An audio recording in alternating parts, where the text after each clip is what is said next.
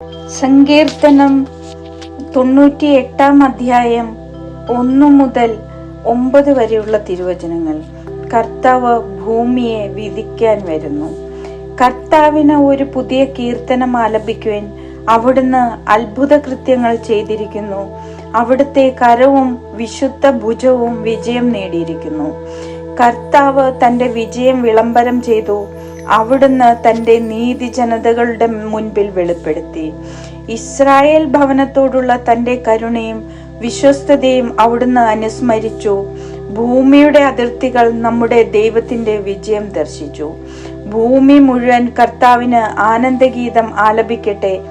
ആഹ്ലാദാരവത്തോടെ അവിടുത്തെ സ്തുതിക്കുവിൻ. കിന്നരം മീട്ടി കർത്താവിന് സ്തുതികൾ ആലപിക്കുവിൻ.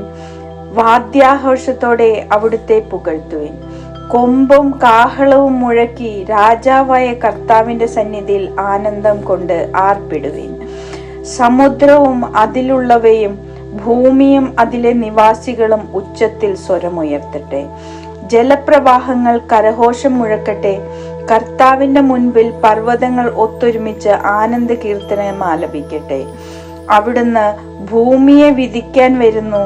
അവിടുന്ന് ലോകത്തെ നീതിയോടും ജനതകളോടും ന്യായത്തോടും കൂടെ വിധിക്കും.